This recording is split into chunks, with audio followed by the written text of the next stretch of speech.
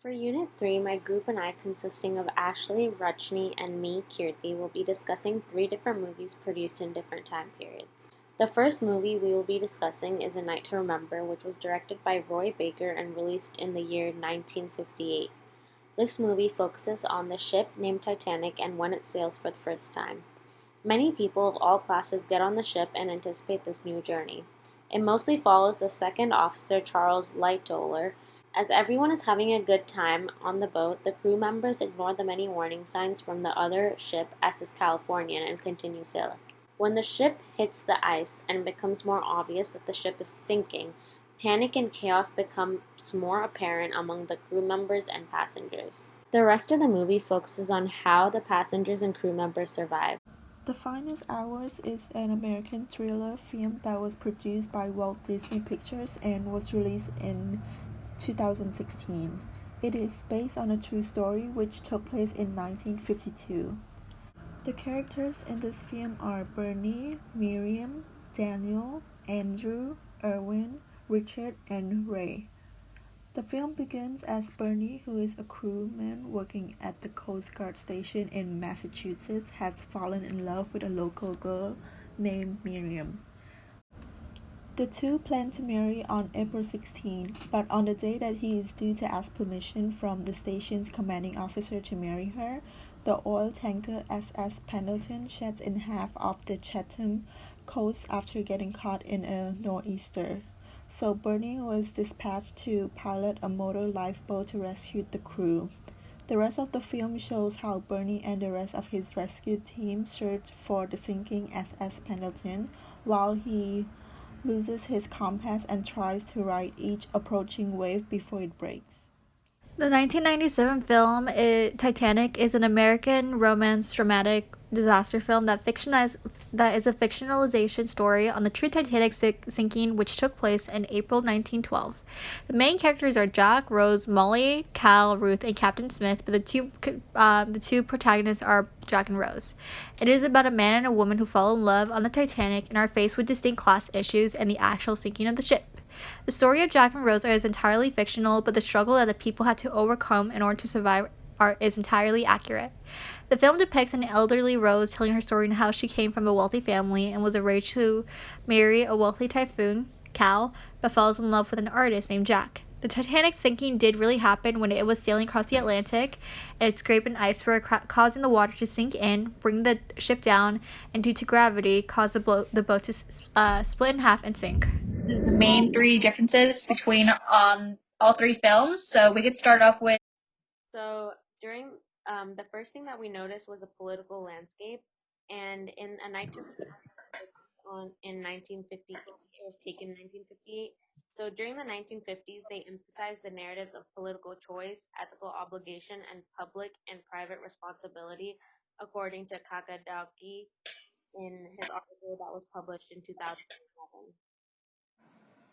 Yeah, I kind of noticed also with Kalkadowski's article that in the movie they always made the it could have been prevented, but they made the situation a lot worse than it could have been because there was a lot of greed, a lot of showing of negligence, and the disregard for safety measures. And because of this, many of the crew member, specifically for the ones who were translating the code from the other ship, the SS Californian, didn't take like didn't take into account how serious the warnings were. Yeah, and I also think that they overlooked many of the warnings as to many were building up with the title by her fiance when he called her slut and slapped her. The next movie that we can discuss about the political landscape is Titanic. And in the Titanic, it was released in 1997, and the film was set in 1912. There was a clear distinction based on the social class and who was more likely to survive, which is obviously the upper, wealthier class. And while the upper class people boarded on the ship, the lower class people were on the lowest floors, closer to the boiler rooms, along with the help and the other employees. So they weren't treated equally. And this also matches up with what was which with the political time point of what Kakadaki was saying, because in World War One, it was started in 1914 and it was around the corner, and a majority of the armies and deaths, those were people who belonged to a lower class. Yeah, actually, speaking of which, like going up to like crocodiles, like I did notice how like when you mentioned like the same thing, or when we mentioned there was mentioned that there was a lady who tried to save people from the Night to Remember. Pretty sure it's the same woman. Her name is Molly Brown, and it was a quote from Crocodiles that it's to be said exactly, or I quote, the notation that human neighbors and citizens or families would come together and when faced with a common enemy is not given in many disaster films of the 1990s, but instead functions as the main ideological question of these representations. So because of this, like Molly Brown, she was, yelling at the crew to go back and save his, look for more people because those are his man. That he should go out and look for that, and not only that, but also you see like a more like kind-sided approach to her when she helped Jack fit in with the upperclassmen by like letting them her son's clothes, and yes. Mart Martes in disaster films. And in one of the movie, A Night to Remember, which was released in 1958, martyrs are people who sacrifice themselves in order to save others. It is a voluntary act and often done as a way to redeem themselves due to poor choices they've made before. There weren't really characters in this movie that were proven to be negative or have made poor choices in the past, so it was hard to tell whether they were redeeming themselves in the movies. However, there was also this one scene where they weren't actually bad people; they were actually seen to be good people who were martyrs. For example, the men playing the live music while the sink was shipping is an example of a martyr or a person who sacrificed themselves for the greater good. They decided to continue playing their music as if it was their purpose in life and allow The the ship next to movie sink. that we can discuss is The Titanic, which was produced in 1997. According to Ruse, martyrs are older people who just stay behind for the greater good or because they feel it's necessary to make up for their mistakes. In this movie, the two main martyrs were Captain John Smith, who was retiring after the Titanic, but he decided to go down with the ship when he was offered a lifeboat. And also, we can talk about Thomas Andrews, who was another main martyr, and he was the shipbuilder and claimed that God himself can't take down the ship. Mr. Andrews had felt guilty because he failed in building a safe ship, and the captain thought it was his responsibility to go down since it was his boat and that he was leading. And a majority of the crew were not going to make it because they helped the other class, the passengers, get on the lifeboats before they could have a chance. Yeah, in addition to that, there was also like another couple who was like a martyr, and they were known as like Isidore and his Strauss and his wife, and they ended up giving their seats to a younger couple because they just knew that their time has already come to an end, and they want to give it to someone else so they could actually live. And all these people were actually real people, which I found that really fascinating, who actually did meet their fate in the Titanic. And the Strauss are actually, they were wealthy upperclassmen, and they were known, especially Isidore Strauss was known for being the main founder of the modern department store, Macy's, I believe.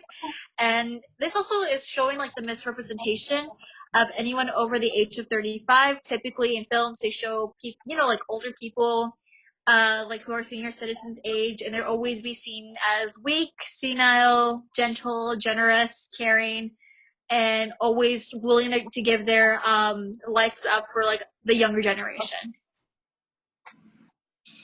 On the other hand, in the movie The Finest Hours, there was only one death throughout the film. It was when one of the crewmen of SS Pennington gave support and encouraged a younger crewman to get off the ship by climbing the ladder down to get onto the boat.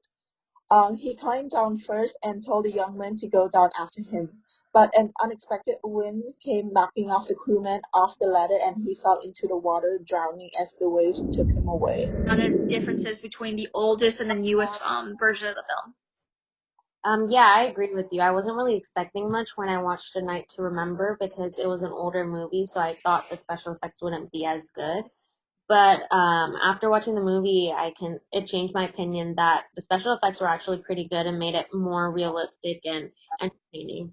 Also, the next movie we can talk about is Titanic, and in the behind the scenes of the film, it was mentioned that the sinking Titanic itself was a small boat toy that was filmed behind like a green screen, and also the scene where everyone's trying to swim in the ocean was filmed in a pool. And according to the featurette, it was filmed in a tank in Mexico, which was technically on the shore of the Pacific Ocean, and they did it during the nighttime. The iceberg itself was CGI, and you can tell that the effects were from 1997 since they were older. But overall, it was still pretty good, and it added like more realism to the movie. I also would like to point out how like the computer used by like Levitt's crew, which like depicted like the falling of the Titanic or like the actual like physics behind of it. I just thought was kind of interesting watching it now than watching it as a kid because you could see the difference in computer technology, how they use the graphic design, and the computer itself, the model. Like you could tell that in comparison to like modern computers, which are flat screened or more thinner, in comparison to like the whole boxy esque type of like desktop. I just thought that was actually pretty interesting. Yeah, and another movie that we can talk about is The Finest Hours, which was released just 4 years ago in 2016. And I noticed that in The Finest Hours there is an equal balance between the story and the special effects of the film. And this film uses CGI effects to portray the ship splitting into two, and like the big ship from the beginning of the movie, and as well as the journey of Bernie rescue boat and all the waves and storms that they were facing while trying to find the ship. In the media, we all noticed that there was a misrepresentation of people of color, women, social class status, and also we noticed that there was also a lack of people over the age of 35.